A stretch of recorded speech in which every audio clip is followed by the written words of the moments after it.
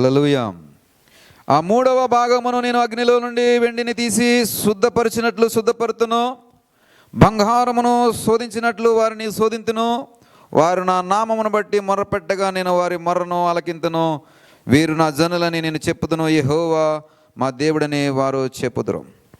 ఇక్కడ ప్రభు అయినటువంటి యెహోవా ప్రవచిస్తున్నటువంటి ప్రవచనాన్ని మనము ఈరోజు ధ్యాన భాగంగా ధ్యానిస్తున్నాం. జకరియా ప్రవక్త ద్వారా దర్యావేసు కాలములో ఈ ప్రవచనాలు బయలుపరచబడుతున్నాయి.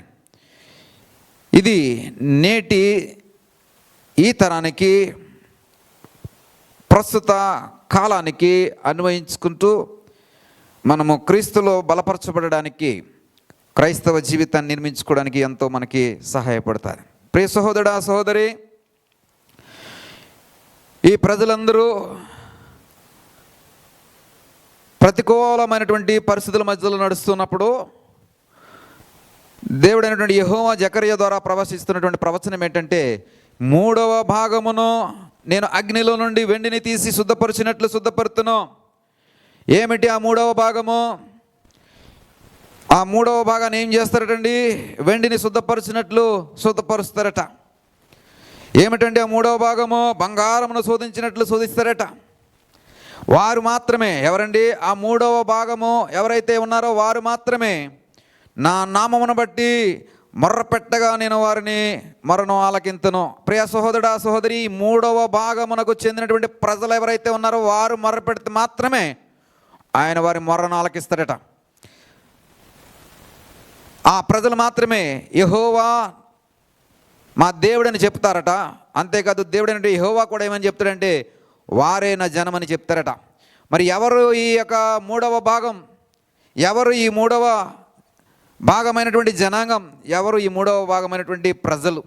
ప్రియ సహోదరా, సహోదరి, మనం గమనించినట్లయితే 13వ అధ్యాయం 1వ వచనం నుండి మనం చూసినట్లయితే, పాపమును అపవిత్రతను పరిహరించటానికి దావీదు సంతతి వారి కొరకును యెరూషలేము నివాసుల కొరకును ఓట ఒకటి తీయబడును. ఎవరండి ఈ మూడవ భాగం అంటే? పాపమును అపవిత్రతను పరిహరించడానికి తీయబడినటువంటి ఓట, అంటే ఒక ప్రత్యేకించబడినటువంటి ఓట. ఇందులో ఏముండదండి? అపవిత్రత ఉండదు, ఇందులో ఏముండదండి? పాపం ఉండదు. ఇవన్నీ కూడా ఏమవుతాయంటే పరిహరించబడతాయి. ఎవరైతే ఈ పాపమును పరిహరించుకుంటారో, ఎవరైతే అపవిత్రతను పరిహరించుకుంటారో, ఎవరైతే ప్రత్యేకించబడినటువంటి ఓటగా ఉంటారో వారు మూడవ భాగంగా పిలువబడతారు. ప్రియ సహోదరా, సహోదరి, 2వ వచనంలో చూస్తే కనుక విగ్రహములను కొట్టివేసి అని రాయబడి ఉంటుంది. చూడండి ప్రియులరా, ఆ దినమున విగ్రహములను పేర్లు ఇకను జ్ఞాపకము రాకుండా దేశములను నిన్ను వాటిని కొట్టివేతును, మరియు ప్రవక్తలను ఆత్మను దేశంలో లేకుండా చేతును. ప్రియులరా, గమనించండి, ఇక్కడ ఎవరండి ఈ మూడవ భాగపు ప్రజలు అంటే?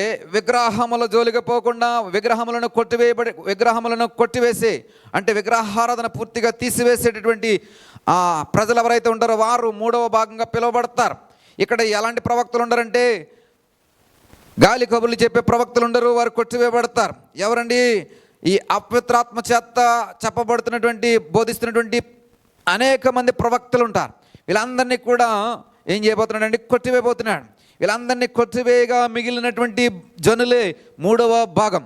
ప్రియ సహోదరా, సహోదరి, గమనించండి, ఇక్కడ చూడండి ఏంటండి, దేశములో ఎక్కడ కూడా విగ్రహారాధన సంబంధించినటువంటి ఏవి కూడా ఉండడానికి వీలలేదు, కొట్టివేయబడాలి.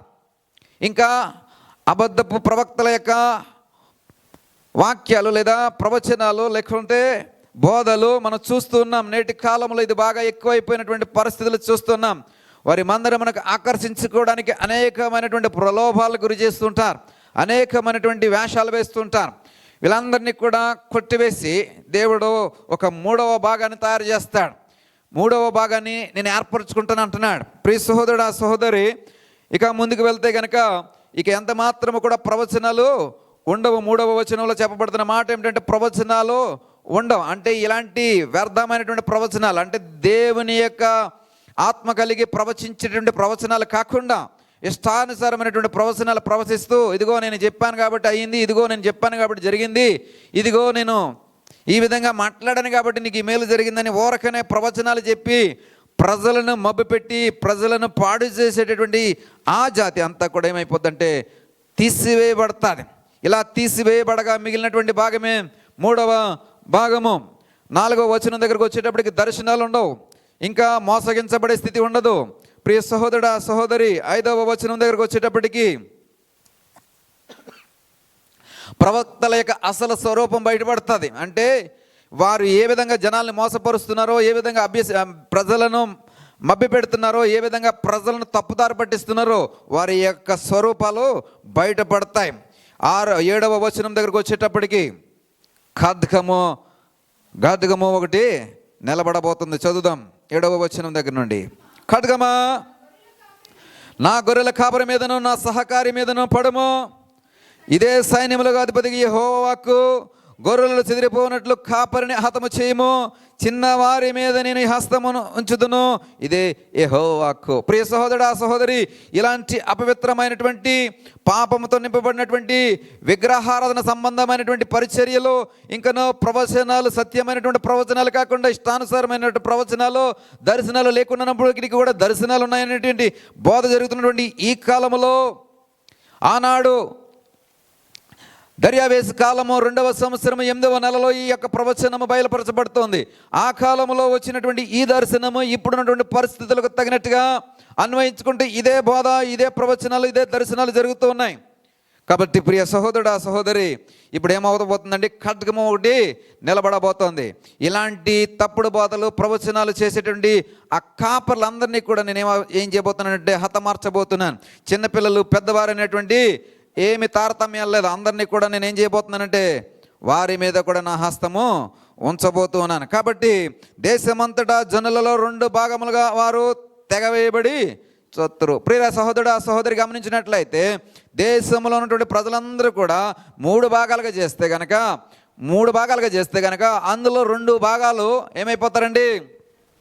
హతమైపోతారు. అంటే దేవుని యొక్క దృష్టిలో, దేవుని యొక్క మాటలు మనం గమనించినట్లయితే ఎంతమంది అపవిత్రతతో, ఎంతమంది పాపముతో, ఎంతమంది ఈ విధమైనటువంటి విగ్రహారాధనతో, ఎంతమంది తప్పుడు ప్రవచనాలతో, ఎంతమంది తప్పుడు దర్శనాలతో బ్రతుకుతున్నారో మనం అర్థం చేసుకోవాలి.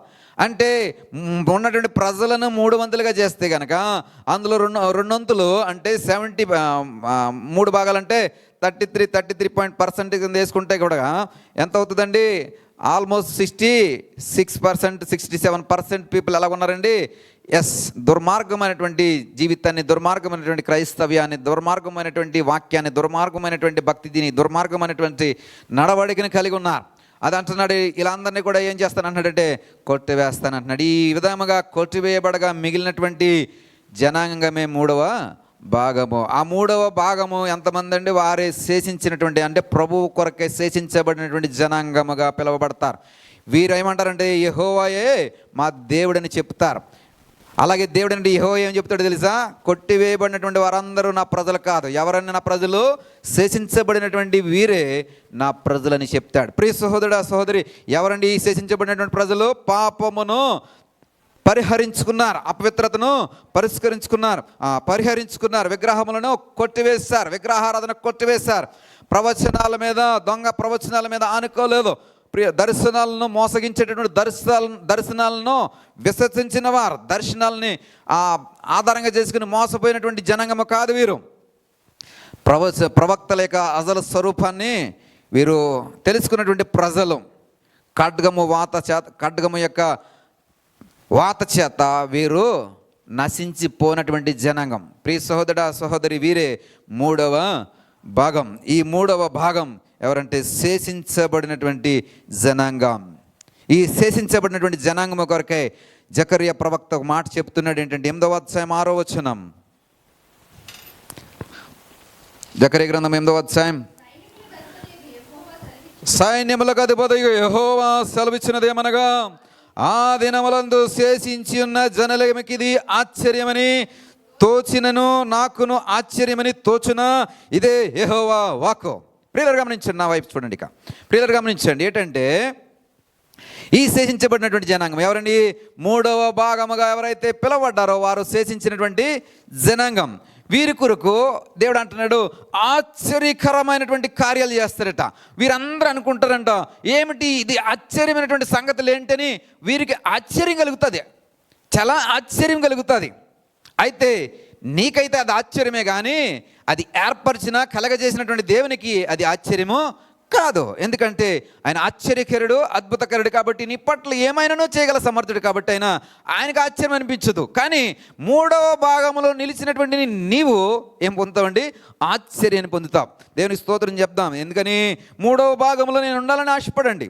మీ మూడవ భాగంలో ఎవరున్నారండి? శేషించబడినటువంటి జనాంగము.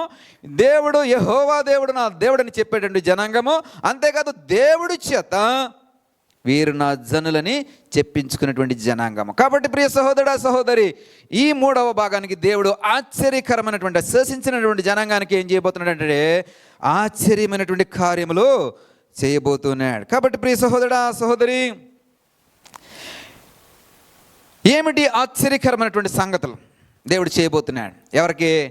శేషించబడినటువంటి మూడవ భాగానికి. శేషించబడినటువంటి మూడవ భాగానికి ఒకవేళ నీవు శేషించబడినటువంటి మూడవ భాగంలో ఉండబోతే గనక ఈ ఆశ్చర్యకరమైన సంగతులు కూడా నీ కొరకే దేవుడు చెప్తున్నాడు. ఒకవేళ ఆశ్చర్యకరమైనటువంటి సంగతులు చూడడానికి వినడానికి నేను మూడవ భాగంలో లేననుకుంటే నిన్ను ఇంక ఎవరునూ ఏమీ చేయలేరు. కాబట్టి ప్రియ సహోదరుడు సహోదరి, మూడవ భాగంలో నేను ఉండాలని ఆశపడండి, కోరుకోండి. దానికోసము మీ యొక్క ఆత్మీయ జీవితాన్ని బలపరచుకోండి, ఆత్మీయ జీవితాన్ని సిద్ధపరచుకోండి. నేను మూడవ భాగంలో ఉండాలి ప్రభా. ఇప్పటి వరకు ఒకవేళ నేను అలా నడిచానేమో కానీ నేను శేషించబడినటువంటి జనాంగంలో నేను ఉండాలి. నీ చేత ఈ వీరు నా జనులని పిలిపించుకున్నటువంటి ఆ పిలుపు కొరకు నేను బ్రతకాలి. ఇదిగో ప్రభా, నీవే నా దేవుడిగా ఉండాలని నేను ఒక తీర్మానం చేసుకుంటున్నానయ్యా అని మూడవ భాగంలో ఉండడానికి ఎవరైతే ఆశపడుతున్నారో వారికి దేవుడు ఆశ్చర్యకరమైన సంగతులు చేయబోతున్నాడు.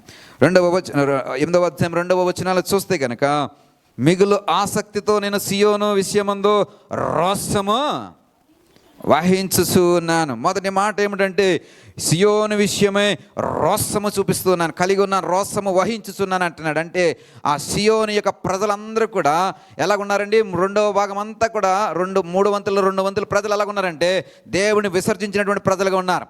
యెరూషలేము ప్రజలు ఎలాగున్నారంటే అపవిత్రతతో పాపంతో నింపబడినటువంటి ప్రజలుగా ఉన్నారు. ఎలాగున్నారంటే విగ్రహములు వాటిని పూజించడం, వాటిని ఆరాధించడం చేస్తున్నారు. కాబట్టి ఇలాగున్నటువంటి ప్రజల విషయంలో నేనేమై ఉన్నానండి? రోషము కలిగి ఉన్నాను. ఇప్పుడు నేనేం చేయాలా? నా సియోనును నేను రక్షించుకోవాలా. ఏ విషయం అండి? సియోనును నేను రక్షించుకోవాలి. దేని చేత? నా రోషము చేత, నా పౌరుషము చేత నా సియోనును లేదా నా యెరూషలేము నేనేం చేయాలండి?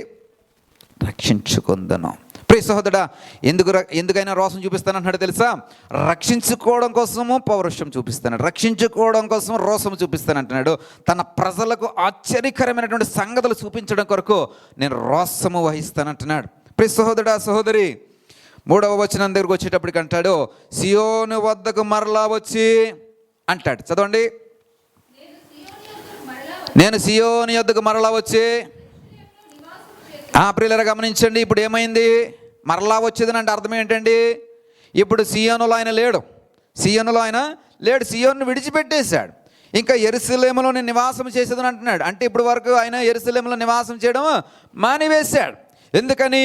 అపవిత్రత, ఎందుకని పాపము, ఎందుకని విగ్రహారాధన, ఎందుకని దొంగ ప్రవచనాలు, ఎందుకని మోసపూరితమైనటువంటి దర్శనాలు, ఎందుకని తోడేలు స్వరూపము కలిగిన వారు ఏం కప్పుకున్నారండి? గొర్రె తోలు లేదా గొర్రెల యొక్క తోలు కప్పుకొని ప్రవర్తిస్తున్నటువంటి మోసపూరితమైనటువంటి వారు ఉన్నారు. కాబట్టి నేను ఏం చేశానంటే ఇప్పుడు వరకు అక్కడ నేను లేను, విడిచిపెట్టేశాను. అక్కడ నివాసము నేను లేను. ఎందుకంటే అక్కడ నాకు నివసించడానికి నాకు ఇష్టం లేదు. ఇలాంటి అపవిత్రమైన అపరిశుద్ధమైనటువంటి మనుషుల దగ్గర నేను ఉండడానికి నాకు ఇష్టం లేదు. కాబట్టి విడిచిపెట్టేశాను. అయితే సియోను నాకు ఇష్టమైనటువంటి పట్టణం, సియోను నాకు ఇష్టమైనటువంటి, ఎందుకని ప్రియ సహోదరుడా సహోదరి, ఆయన ఏర్పరచుకున్నటువంటి పరిశుద్ధ పర్వతం, అది ఆయన ఏర్పరచుకున్నటువంటి పరిశుద్ధ పర్వతం. కాబట్టి ఇది ఈ విధంగా అపవిత్రమైనటువంటి స్థితిలో అలా విడిచిపెట్టడం నాకు ఇష్టం లేదు. ఇప్పుడు నేనేం చేస్తానండి? రోషము వహిస్తాను, దాన్ని శుద్ధీకరణ చేస్తా. ప్రియ సహోదరుడా సహోదరి, మనకు అప్పుడప్పుడు ఇంట్లో ఆవేశం వస్తుంది. ఎప్పుడండి? ఈ అన్ని చెత్త అయిపోతూ ఉంటుంది, అక్కడ డస్ట్ పడిపోయి బూజు పట్టేసి ఇలాంటి ఆ కాగితాలు ఇక్కడ ఉండి, ఈ కాగితాలు అక్కడ ఉండి, ఆ డస్కులన్నింటి నిండా చెత్త చెదారాన్ని తీసుకెళ్ళిపోయి ఆ సీఎంఆర్ ఇచ్చిన బిల్లు, ఈ మందుల షాపు ఇచ్చిన బిల్లు, ఆ బిల్లులు, ఈ బిల్లులు అన్నీ నింపిపోయి అవి తీయమనమా. ఆ డేట్లు అయిపోతాయి. పోనీ ఒక ఎక్స్పైరీ డేట్ ఒక 6 నెలలు, ఒక 7 నెలలు, ఒక 1 ఇయర్ ఉంటాయి. ఆ 1 ఇయర్ అయిపోయిన తర్వాత తీసేద్దామంటే తీమి కొట్ల కింద అందులో పడిపోతూ ఉంటాయి అన్నమాట. ఇందులో ఆ డస్క్లో పడిపోతూ ఉంటాయి. అలాగే ఈ చెత్త చెదారం కూడా అంతే. ఆ ఇంట్లో చెత్త చెదారం పెరిగిపోతుంటుంది. ధూళి చూస్తే కనుక ఆ గుమ్మాల మీద, ఆ కిటికీలకి అంటుకున్నటువంటి ఆ రాడ్ల మీద ఇలా చేపెడితే దాన్ని ఎంత డస్ట్ వస్తుంది, ఎంత బాగా శుభ్రం చేస్తాము రోజు. దానికి స్తోత్రం కలిగిన కాక. ఇవన్నీ చూసి ఏదో రోజున నీకు కూడా పౌరసం వస్తుంది. పౌరసం రాగానే ఏం చేస్తావో మాసిపోయిన బట్టలు తీసుకుని వేసుకుంటాం ముందు. ఎందుకని? ఈ డస్ట్ అంతా నీ మీద పడితే మళ్ళీ కొత్త బట్టలు వేసుకుంటే, ఇలా ఇస్త్రీ బట్టలు, మంచి బట్టలు వేసుకుంటే పాడైపోతాయని చెప్పి మాసిపోయిన బట్టలు, ఎప్పుడు బయటకు వేసుకోవడానికి వీల్లేని బట్టలు వేసుకుని అప్పుడు ఏం చేస్తామంటే నడుము బిగించి అప్పుడు వస్తుంది పౌరుషం. అలాగే దేవుడు అయినటువంటి యెహోవాకు కూడా ఏమొచ్చిందంటే తన యొక్క ఇంటిని, తన నివాస స్థలమును శుద్ధీకరించుకోవడానికి ఆయనకి పౌరుషము వచ్చిందంట. ప్రియ సహోదరుడా, సహోదరి, ఇప్పుడు ఏం అంటున్నాడంటే నేను మళ్ళా వచ్చేదను, యెరూషలేములో నివాసము చేతును. ఇక్కడ మన సత్యమును చదవండి. ఇక దీన్ని ఎలా మారుస్తానంటే సత్యమును అనుసరించే పురముగా మారుస్తాను. రెండవది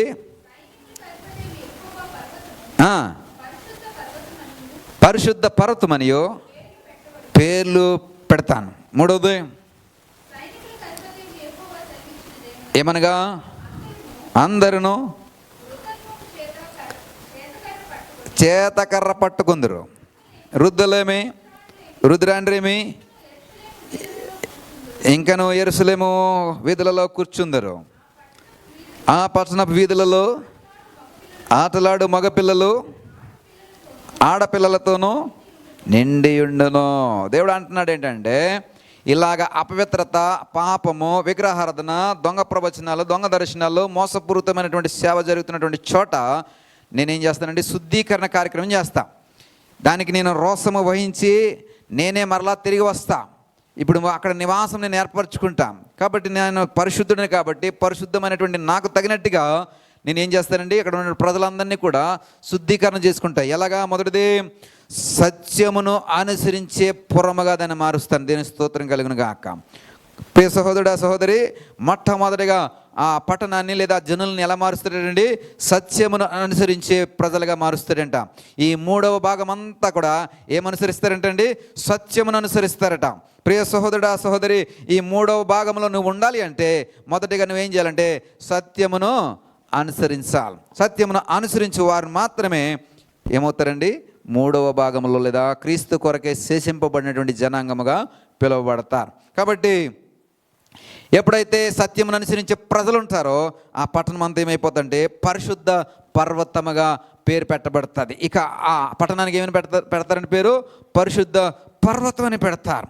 ఇక చూస్తే కనుక అందరూ వృద్ధత్వము చేత కర్ర పట్టుకుందరు.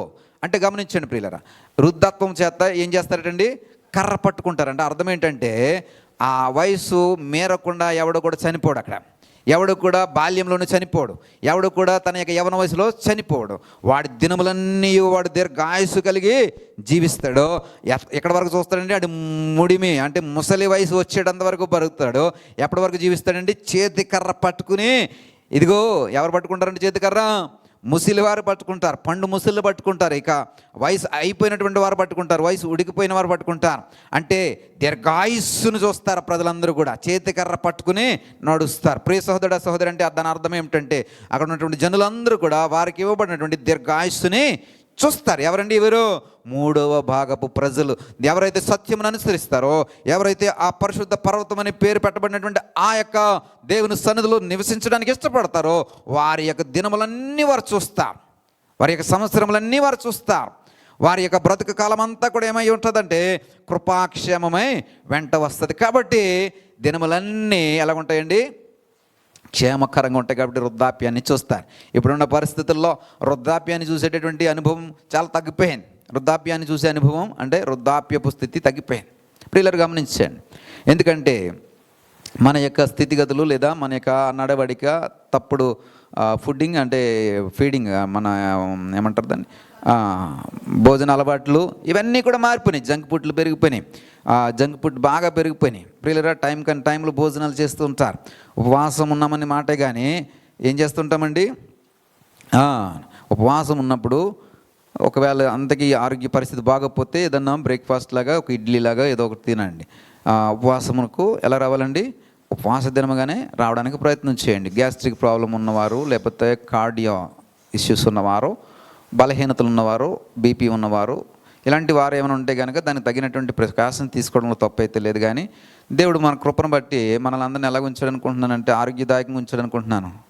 ఆరోగ్యదాయకంగా ఉన్నారా? దేనికి స్తోత్రం కలిగిన గాక. హల్లెలూయా. కాబట్టి మనకి ఆ ప్రాబ్లం లేదు. కాబట్టి మీకు ప్యూర్ అంటే కంప్లీట్గా ఎలా ఉండొచ్చండి, ఉపవాసం ఉండొచ్చు. కంప్లీట్గా ఉపవాసం ఉండొచ్చు. స్వీట్స్ లాంటివి తగ్గించాలి. ఇలాంటి సమయంలో, ఉపవాసం ఉండే సమయంలో ఎలాంటివి తగ్గించాలండి, స్వీట్స్ లాంటివి తగ్గించాలి. వాటర్ తెచ్చుకోండి, ఒక వాటర్ బాటిల్ తెచ్చుకొని చక్కగా ఏం చేయాలండి, గుటకేయండి.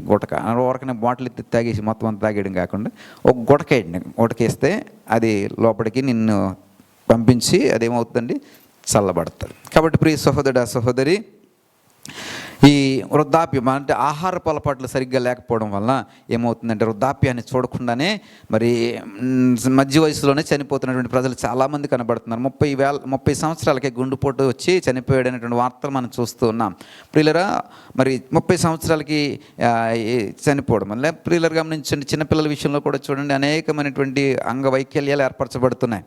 ఎందుకంటే మన యొక్క జీవన విధానము, అలవాట్లు, పద్ధతులు సరైనటువంటి క్రమము లేకపోవడం వలన. ప్రియ సహోదరుడా, సహోదరి, ఈ అలవాట్లన్నింటినీ కూడా మనము మార్చుకోవాలి. ఇంకా పట్టణపు వీధులలో ఏమంటారటండి, ఆటలాడు మగపిల్లలను, ఆడపిల్లలను నిండి ఉంటారట. మీరు వీధుల్లోకి వెళ్తే ఒక్కడ కూడా కనబడ్డు. ఎక్కడున్నాడు వీడో, సెల్ ఫోన్ పట్టుకొని తిరుగుతూ ఉంటాడు. ఎక్కడున్నాడు వీడో, టీవీలో ఉంటాడు. ఎక్కడున్నాడు వీడో, వీడి యొక్క ప్రపంచమంతా వేరే.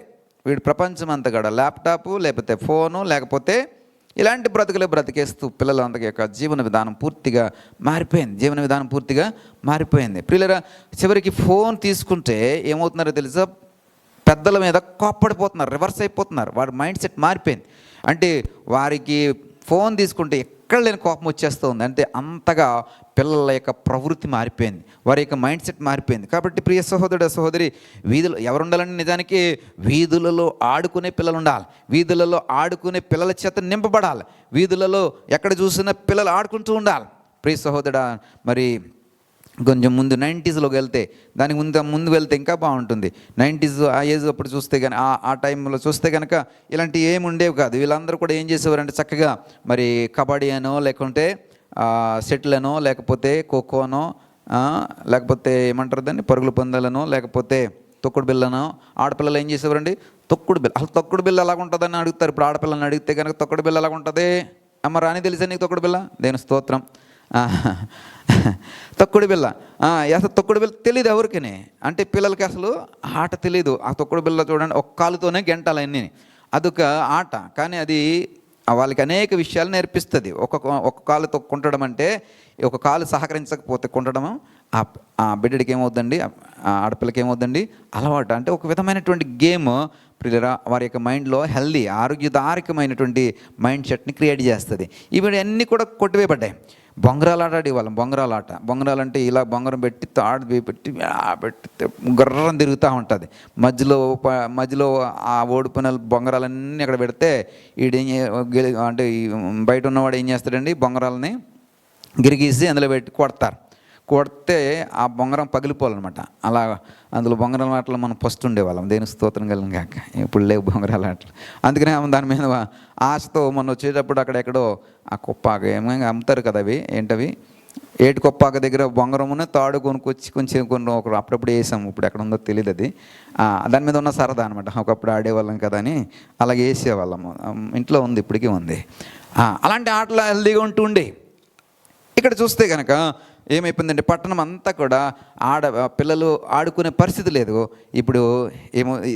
ఇప్పుడు దేవుడైనటువంటి యెహోవా ఏమంటున్నాడంటే, ఆశ్చర్యకరంగా దాన్ని మార్చేస్తాను. ఆశ్చర్యకరంగా మార్చేసేటువంటి క్రమంలో నేను ఈ ప్రముఖమైనటువంటి పాత్ర ఏంటంటే పిల్లలను ఆటలాడుకునే పిల్లలుగా మారుస్తాను, పట్టణపు వీధులలో వారిని హెల్దీ పీపుల్గా మారుస్తాను. ప్రియ సహోదరా సహోదరి, ఇవన్నీ కూడా ఎవరికి ఇవ్వబడుతున్నాయండి?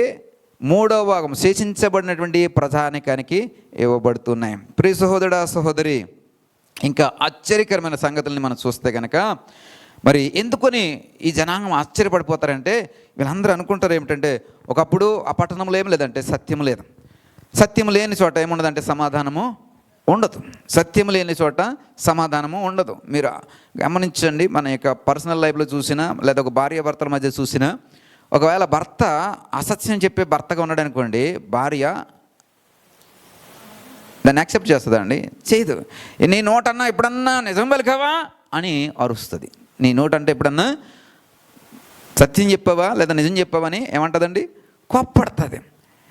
వీడంటాడు నీకు ఎందుకు చెప్పాలి అని వీడంటాడు. ఇలాగా మీరు చూడండి, కలహాలు ఎక్కడి నుంచి వస్తాయంటే, వీడు ఎవరితో ఫోన్ మాట్లాడతాడో ఈ ఫోన్ మీద వీడికి అనుమానం వస్తుంది. వీడిని ఎక్కడ బయటపడిపోద్దని చెప్పేసి వీడు ఏం చేస్తాడంటే మార్చి చెప్తే ఆవిడికి ఇంకా నమ్మకం కుదరదు. నమ్మకం కుదరకపోతే ఇంకేం చేస్తుందండి? రెట్టించి అడిగితే వీడేం చేస్తాడండి? ఇంకా కోప్పడతాడు, తిరగబడతాడు. నువ్వు నన్నే ప్రశ్నించే స్థాయికి ఎదిగిపోయావా అని చెప్పి ఒక విధమైనటువంటి కించపరిచే మాటలు మాట్లాడతాడు. వెంటనే ఏమవుతుందండి? వారిలో సత్యం లేని చోట ఏముండదండి? సమాధానం ఉండదు. అలా కాకుండా మీరు ఓపెన్గా ఉండండి. నీ భార్యతో నువ్వు ఓపెన్గా ఉండు, నీ భర్తతో నువ్వు ఓపెన్గా ఉండు. ప్రియ సహోదరుడా సహోదరి, సత్యము మాట్లాడుకునే ప్రయత్నం చేయండి. ఎక్కడ కూడా అబద్ధం మాట్లాడే అవసరం ఏముంది? అబద్ధం ఆడవలసిన అవసరం ఏముంది? ప్రియ సహోదరుడా సహోదరి, మీరు కలిసి ఎప్పటి వరకు జీవించాలో? మీరు ఒక 10 సంవత్సరాలు కలిసి జీవించడం కాదు, ఒక 5 సంవత్సరాలు కలిసి జీవించడం కాదు, ఈ 2 సంవత్సరాలు అయిపోయేదాకా ఇలాగ అబద్ధాలు ఆడి బ్రతికేద్దామని కాదు. ఎప్పటి వరకు నువ్వు కలిసి జీవించాలా? మరణం వరకు కలిసి జీవించాలి. మిమ్మల్ని ఇద్దరిని ఏది వేరు చేయగలుగుతుంది? మరణము తప్ప ఇంకేది కూడా మిమ్మల్ని వేరు చేయదు. కాబట్టి ఆ మరణం వరకు నువ్వు కలిసి జీవించాలంటే ఏం చేయాలంటే సత్యముతో భర్తతో సత్యములో బ్రతకడానికి ప్రయత్నం చెయ్యి.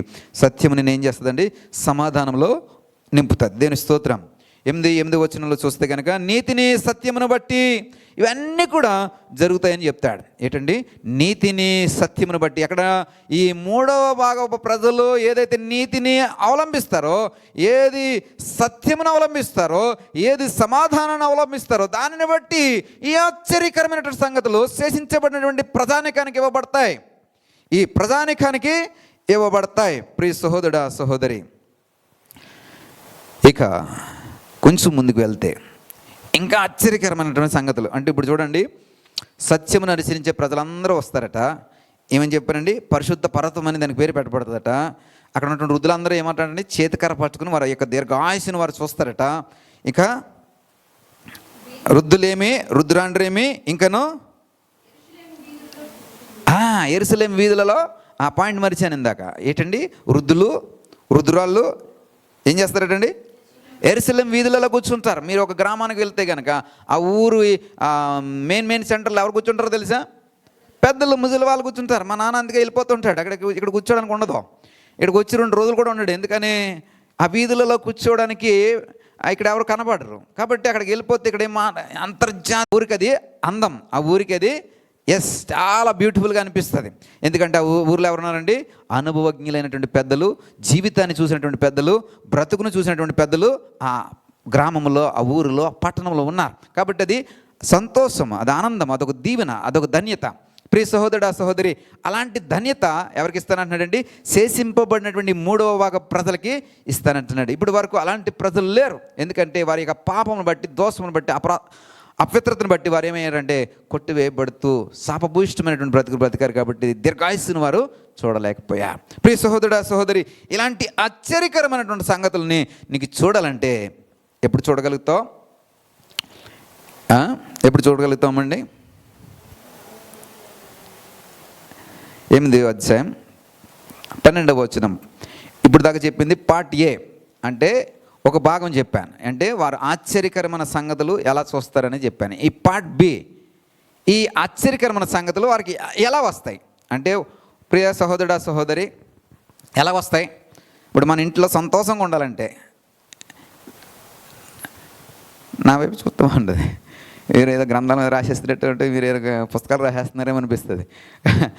సంతోషకరమైన సమాధానం పరిస్థితులు ఎప్పుడు వస్తాయండి? ఇంట్లో ఎప్పుడు వస్తాయి? ఇంట్లో సమృద్ధి ఉన్నప్పుడు. మొదటిది సమృద్ధి ఉండాలి. సమృద్ధి అంటే తినడానికి తిండి ఉండాలా, ఉండడానికి నివాసం ఉండాలా, కట్టుకోవడానికి బట్టలు ఉండాలా, అవునండి కదా, బట్టలు ఉండాలా, పిల్లలు మంచి హెల్దీ వాతావరణంలో పెరగాల, మంచి చదువు చదవాలా, వారు చెడు తిరుగులు తిరగకూడదు. అలాగే పెద్దలకి మనము రిలేషన్షిప్ అంటే మన పెద్దవారితో రిలేషన్షిప్ మనము చక్కగా మెయింటైన్ చేయాలా. ఇలాంటి పరిస్థితి ఉన్నప్పుడే ఆ ఇంట్లో ఏముంటుందంటే సమాధానకరమైన పరిస్థితి ఉంటుంది కదా. సమృద్ధి, ఈ సమాధానకరమైన పరిస్థితి కావాలంటే నీ కష్టార్జితం నీకు సరిపోవాలి, నీ జీతం నీకు సరిపోవాలి, నీ రాబడి నీకు సరిపోవాలి, నీ యొక్క పంట లాభం నీకు సరిపోవాలి, నీ ఫలము నీకు సరిపోవాలి. అలా కాకుండా భర్త వచ్చి ప్రతి నెల అప్పు చేస్తున్నాడు అనుకోండి, భార్య ఏమంటుందండి? మన బ్రతికింతేనా ఎప్పుడు అప్పేనా అంటదా అనదా? మనమేమి యోబు భార్య కంటే కూడా గొప్పవారమా అండి? యోబు భార్య ఏమంది? ఎందుకరా బాబు దూషించి చచ్చిపోయింది. మరి సుఖం అనిపించినప్పుడు చాలా చక్కగా అనిపించింది, ఎంతటి సుఖభోగాలు అనిపించింది, ఎంతటి పేరు ప్రఖ్యాతలు అనిపించింది. ఆ యొక్క దేశాలన్నింటిలో కూడా అతడే గొప్ప ధనవంతుడిగా కనబడుతున్నాడు, గొప్ప ఆశీర్వాదం పొందుకున్నవాడిగా కనబడతాడు. అయితే ఇవన్నీ కూడా బాగున్నప్పుడు అనుభవించింది. ఎప్పుడైతే కరువు వచ్చిందో, ఎప్పుడైతే బాధ వచ్చిందో, ఎప్పుడైతే కష్టం వచ్చి శ్రమ వచ్చిందో వెంటనే మాట మార్చేసింది. ప్రియ సహోదరుడా సహోదరి, మీరు అలాంటి వారు కాదని నేను స్తోత్రం చెప్తున్నా. హల్లెలూయా. అలాంటి వారా? మీరు గట్టిగా చెప్తా లేదా? ప్రియ సహోదరుడా సహోదరి, మరి అలాంటి పరిస్థితి వస్తే ఏమవుతుందంటే, ఇరుకైనటువంటి పరిస్థితి వస్తే ఆటోమేటిక్గా ఏమవుతుందంటే, భర్త మీద ప్రతి నెల కష్టపడుతున్నాడు అనుకోండి, ఏమవుతుంది? కష్టపడతలేదు అనుకోండి భర్త, ఇంటికి సరైన రాబడి తీసుకురావట్లేదు అనుకోండి భర్త, ఈ భార్య ఏం చేస్తుందో తెలుసా? భర్తని చులకన చేసి మాట్లాడుతుంది. నాకు తెలిసిన సహోదరు ఉంది, ఇతని భర్త పెద్దగా కష్టపడలేదు, ఈ భర్త పెద్దగా శ్రమించట్లేదు, సరైన జీతం తీసుకురావట్లేదు, సరైన రాబడలేదు. ఈ భార్య ఏం చేస్తుందంటే, మరి తెలిసిన వారందరికీ చెప్తూ ఉంటుంది, అతని వల్ల ఏమీ ఉపయోగం లేదు, అతని వల్ల ఏమీ మేలు లేదు, అతని వల్ల ఏమీ లాభం లేదు, అతని వల్ల ఇంటికి ఏ విధమైనటువంటి జీతం రావట్లేదు, నా కష్టంతోనే బ్రతుకుతున్నాను, నా కష్టంతోనే నేను పోషిస్తున్నాను అని చెప్పి ఈ భార్య ఏం చేస్తుందంటే భర్తని శాసించే స్థాయికి పోతుంది. ఎప్పుడైతే ఈ స్థాయికి పోతుందో ఈ భర్తకి ఊరుకొని ఉంటాడండి, ఈ భర్త ఏం చేస్తాడంటే కోప్పడతాడు, రివర్స్ అవుతాడు. ఇక్కడ సమాధానకరమైన పరిస్థితి అంతా కూడా పోతుంది. కాబట్టి ప్రియ సహోదరుడు సహోదరి, నీ కుటుంబము సమృద్ధికరంగా ఉండాలంటే సమాధానకరమైన ద్రాక్ష చెట్లు ఫలమిచ్చును అని రాయబడి ఉంటుంది. చదవండి 12వ వచనం. సమాధాన సూచకమైన ద్రాక్ష చెట్లు ఫలమిచ్చును. మొదటిది ఏమిటంటే, నీకు ఈ ఆశ్చర్యకరమైన సంగతులు నీ ఇంట్లో జరిగి, నీ ఇంట్లో గొడవ, నీ ఇంట్లో మరి గడిబిడి లేకుండా ఉండాలంటే సమాధానమునకు సూచనైనటువంటి ద్రాక్ష చెట్లు ఏమివ్వాలంటండి? ఫలం ఇవ్వాలంటండి. ఈ ద్రాక్ష చెట్లు దేనికి సూచనండి? సమాధానానికి సూచన. ఎవరండి ఈ ద్రాక్ష చెట్టు? దేవుడిని యెహోవా చేసింది జనమా, మీకు దండంరా బాబు. మీరే. ఎవరండి? తన లోకిట తన భార్య. తర్వాత చెప్పండి. ఫలించు ద్రాక్ష వలె ఉండును. తన భార్య ఎలా ఉంటుందటండి? ఫలించు ద్రాక్ష వలె ఉంటుందంట. ఎవరండి ద్రాక్ష వలి? సమాధానానికి లేదా సమాధానకరమైన పరిస్థితికి ఈమె ఎవరంటే సూచన. ఈమె ఫలించినప్పుడే అక్కడ ఏముంటుందండి? సమాధానకరమైన పరిస్థితి ఉంటుంది. ఈమె ఫలించకపోతే, ఈమెలో ఫలం లేకపోతే అక్కడ ఎంత రాబడి వచ్చినా ఏముండదండి? సమాధానం ఉండదు. ఎంత రాబడి వచ్చినా సమాధానం ఉండదు. వీడికి ఎంత లేటుగా ఇంటికి వెళ్తారు అంత మంచిది అనుకుంటాడు వీడు. ఎందుకని? ఇంట్లో ఫలించే ద్రాక్షవల్లి లేదు. సమాధానకరమైనటువంటి దానికి సూచనగా ఉన్నటువంటి భార్య ఫలించే స్థితిలో లేదు. కాబట్టి ఎంత లేట్కి వెళ్తే, ఆవిడ బొడుకునే టైంకి వెళ్తే బాగుంటుంది. వెళ్ళి సైలెంట్గా పోయి ఆ కిచెన్లోకి పోయి ఏదో చిన్న పెట్టుకుని తినేయడం, లేకపోతే బయట ఏదో తినేస్తాడు, బోలు ఉన్నాయి కదా వాటిల్లో, తినేసి సైలెంట్గా పోయి పడుకునే టైంకి వెళ్దాం అనుకుంటాడు. ప్రియ సహోదరుడు సహోదరి, మనకి దేవుడు అలాంటి స్థితి లేదు. అంటే మనం ఎలాగ ఉన్నామండి? గట్టిగా చెప్తలే, సమాధానమునకు సూచన అయినటువంటి ద్రాక్షవల్లులుగా మీరు ఉన్నారా లేదా? స్త్రీలు చెప్పాలా? ఉన్నారా లేదా? ఉన్నారు. దేవుని స్తోత్రం. ప్రియ సహోదరుడా సహోదరి, నీకు ఆశ్చర్యకరమైనటువంటి సంగతులు నేను చూపిస్తాను అన్నాడు కదా. అంటే దానిలో ఎలాగొస్తాయండి ఆశ్చర్యకరమైన సంగతులు అంటే, మొదటిగా నీ ఇంటిలో నీవు ఎలా ఉంటావంటే ఫలించే స్థితిలో ఉంటావు. సమాధానమునకు సూచనైనటువంటి నీవు ఫలించే స్థితిలో ఉంటావు. రెండవ భాగాన్ని చూస్తే కనుక భూమి ఏమవుతుందటండి? పండుతుంది. ప్రియ సహోదరుడా సహోదరి, నువ్వు ఎంత దున్నిననో, ఎంత నువ్వు సారవంతమైనటువంటి పొలముగా దాన్ని మార్చి దానిలో ఉన్నటువంటి రాళ్ళు రప్ప అన్ని తీసివేసి నువ్వు విత్తనం వేసినా కానీ అది పండుతలేదంటే అది సమాధానకరమైనటువంటి ఇల్లు అండి? కానే కాదు. ప్రియ సహోదరుడా సహోదరి, భూమి తన పంటనిస్తుందట. ఎప్పుడండి? నువ్వు ఆశ్చర్యకరమైనటువంటి సంగతులను చూసే ఒక రోజు ఏమవుతుందండి? భూమి నీకు పంటనిస్తుంది. మాకు పొలాలు లేవండి అనుకోకండి. మీకు జీతము వచ్చే ఉద్యోగం ఉంది, లాభం వచ్చే వ్యాపారాలు ఉన్నాయండి? ఉన్నాయా? లేవా? ఉన్నాయి కదా. లేకుండా మనం భోజనం చేస్తున్నామండి, లేకుండా మన అవసరాలు తీర్చుకుంటున్నామండి. కాబట్టి మనకు రాబడి వచ్చి ఏదో ఒక మార్గము దేవుడు ఉంచాడు. కాబట్టి ప్రియ సహోదరుడా సహోదరి, ఈ రాబడి నీకు ఇవ్వబడుతూ ఉందా లేదా? ఇవ్వబడుతుంది. దేవుని స్తోత్రం చెప్దాం గట్టిగా. ఎందుకని? నీకు కొద్దిగా వచ్చినా దేవుని స్తోత్రం చెల్లించండి. హల్లెలూయా. ప్రియ సహోదరుడా, ఆ కొద్దిలో నుంచి దేవుడు ఇస్తాడంటే పిడికిడి విత్తనములు చేత పట్టుకుని విత్తుతూ పోయేవాడు సంతోషగానములతో పంట కోసుకుని వచ్చును అంటాడు. నీకు ఇవ్వబడిన కొద్ది దాంట్లో నువ్వేం చేయాలా? ఆ సంతోషాన్ని కలిగి ఉండు, ఆ సమృద్ధిని కలిగి ఉండు, ఆ సమాధానాన్ని కలిగి ఉండు. దేవుడు నిన్ను విస్తారమైనటువంటి పంటలు కోసుకుని స్థాయికి నిన్ను నడిపిస్తాడు. దేని స్తోత్రం కలిగిన కాక. ప్రియ సహోదరుడా సహోదరి, ఈ సమాధానకరమైనటువంటి భార్య లేదా సమాధానకరమైనటువంటి ద్రాక్షవల్లి ఆ ఇంటిలో ఫలిస్తే ఏమవుతుందటండి? ఆ ఇంటిలో భూమి పండుతుంది. ఈ ప్రియ సహోదరుడా సహోదరి, ఈ రాబడి కొద్దిగా అయినా కానీ ఈ ఇళ్ళలో ఏం చేస్తుందంటే సరైన రీతిలో దాన్ని వాడుతుంది, సరైన రీతిలో దాన్ని ఉపయోగిస్తుంది, సరైన వాటి కోసం వెచ్చిస్తుంది, సరైనటువంటి దాన్ని వాడి ప్రయోజనకరంగా మారుస్తుంది.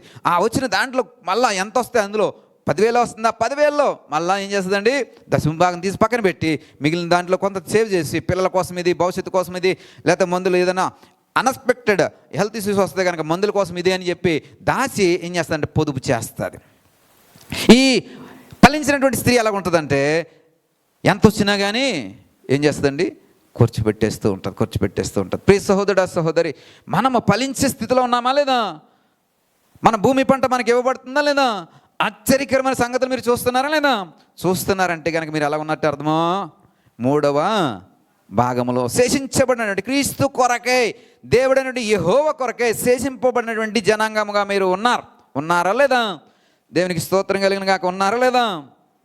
ముందుకు పోదాం. ఆకాశము నుండి మంచు కురియను.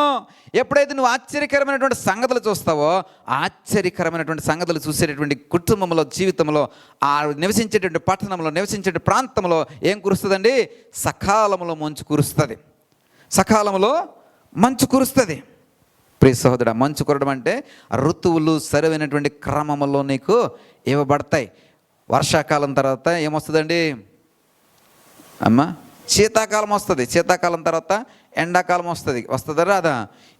ఇందులో ఏది నీకు మిస్ అయినా కానీ నువ్వేం కోల్పోతున్నావంటే ఋతువుల క్రమం కోల్పోతున్నావు. ఋతువుల క్రమం కోల్పోతే నీ భూమి పండడము మానివేస్తుంది, నీ భూమి ఫలించదు. ప్రియ సహోదరుడా సహోదరి, చూడండి, ఆ ప్రాంతంలో వర్షాలు లేవు కాబట్టి ఏం లేదు, అక్కడ సేద్యము లేదనే వార్తలు మనం చూస్తుంటాం చాలాసార్లు. ఆ ప్రాంతంలో వర్షం లేదు కాబట్టి ఆ ప్రాంతంలో ఏం లేదండి? సేద్యం లేదు కాబట్టి అక్కడ ఏం లేదండి?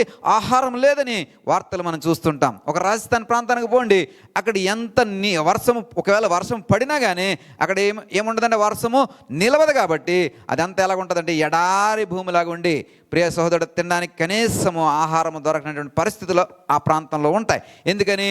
అక్కడ సరైనటువంటి ఋతుక్రమము లేదు కాబట్టి. ప్రియ సహోదరుడా సహోదరి, చైనా వారు ఏం చేస్తున్నారో తెలుసా? ఎడారి భూములను సహితము వారు ఏం చేస్తున్నారంటే తెలుసా?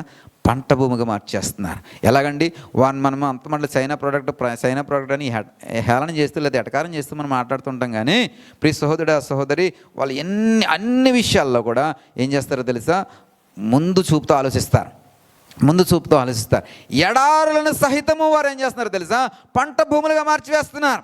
అక్కడ ఎలాంటి పంటలు పండించాలి, ఎలాంటి పంట వేస్తే మనకి ఫలం వస్తుంది, దానికి ఏ విధమైనటువంటి పరిస్థితులు కల్పించాలి, దానికి ఎంత కష్టపడాలి, ఎంత శ్రమించాలి, ప్రియ సహోదరుడా సహోదరి, వారు అంతగా కృషి చేస్తారు. కాబట్టి వారు ఆర్థిక రంగంలో దూసుకుపోతున్నారు ముందుకి.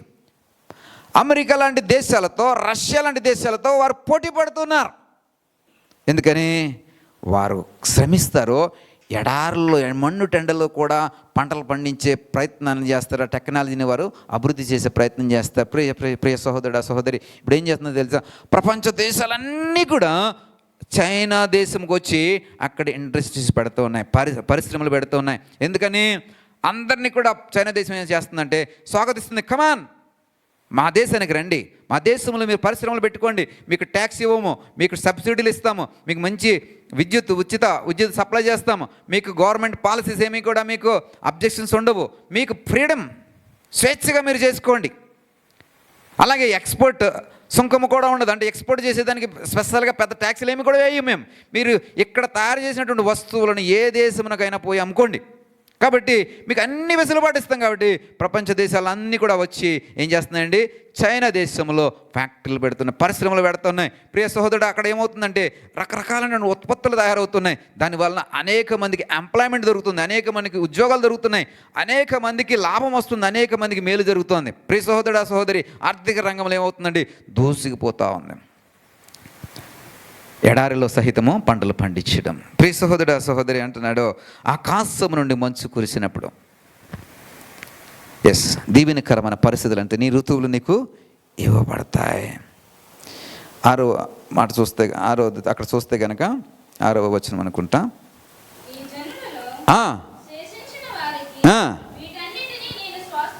ఇది చాలా ప్రాముఖ్యమైన మాట అండి. ఏంటంటండి? శేషింపబడినటువంటి ఈ 3వ భాగపు ప్రజలందరికీ కూడా నేను ఏమిస్తానండి? దీన్ని స్వాస్థ్యముగా, అంటే ఆస్తిగా ఇస్తాను. స్వాస్థ్యముగా ఇస్తానంటే ఆస్తిగా ఇస్తాను. ప్రియ సహోదరుడా సహోదరి, ఇప్పుడు ఈ పరిపూర్ణమైనటువంటి ఆశీర్వాదానికి పరిపూర్ణత అక్కడ దేవుడు డిక్లేర్ చేస్తున్నాడు. ఇవన్నీ కూడా ఎవరికి ఇస్తానంటే, ఎవరైతే శేషింపబడినటువంటి 3వ భాగముగా మరి మిగిలి ఉన్నారో వారికి నేను స్వాస్థ్యముగా, అంటే స్థిరాస్తిగా ఇస్తాను.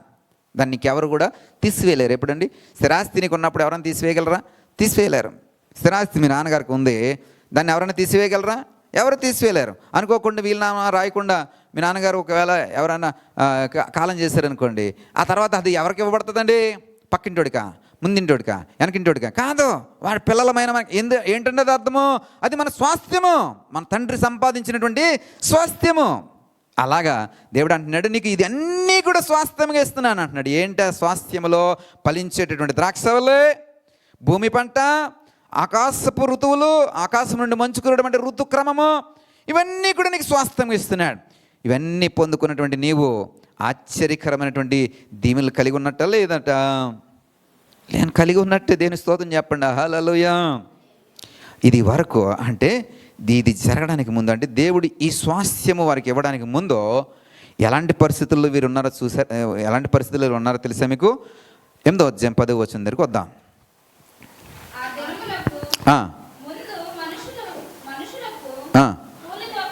9వ వచనం దగ్గర నుంచి చదువుతావు తల్లి. సైన్యములకు అధిపతిగా యెహోవా సెలవిచ్చినదేమనగా, సైన్యములకు అధిపతిగా యెహోవా మందిరమును కట్టుటకే దాన్ని పునాది వేసిన దినమున ప్రవక్తల నోట పలకబడిన మాటలు ఈ కాలమున వినువారులారా ధైర్యము తెచ్చుకునుడి. ఆ దినములకు ముందు మనుషులకు కూలి దొరకక ఉండెను. ఏ దినములకు ముందు? దేవుని యొక్క యెహోవా మందిరము యొక్క పునాదులు వేయడానికి ముందు వీరికి ఏం దొరకలేదటండి? కూలి వేయి. ఎప్పుడైతే దేవుని యొక్క మందిరమును కట్టడానికి వారు పూరుకున్నారో, వారికి అపవిత్రతను విడిచిపెట్టేశారో, ఎప్పుడైతే విగ్రహాలను విడిచిపెట్టేశారో, ఎప్పుడైతే అసత్యపు ప్రవచనాలు విడిచిపెట్టేశారో, ఎప్పుడైతే మోసగించే దర్శనాలు విడిచిపెట్టేశారో, ఎప్పుడైతే ఆ మోసపూరితమైనటువంటి సేవకులు కాపరులను విడిచిపెట్టేశారో, వారు ఏం చేశారంటే దేవుని యొక్క మందిరము కట్టడానికి పూనుకున్నారంట. ఈ మందిరము కట్టడానికి పూనుకోవడానికి ముందు వీరి యొక్క స్థితిగాను మనం చూస్తే కనుక, మొదటిది ఏంటంటే మనుషులకు కూలి దొరకలేదు. ఎంత కష్టపడినా కూలి దొరకలేదు. ప్రియ సహోదరుడా సహోదరి, ఎంత కష్టపడినా మనుషులకి కూలి దొరకనటువంటి పరిస్థితి. ఎందుకంటే అక్కడ వారి జీవితంలో ఎవరు లేరండి?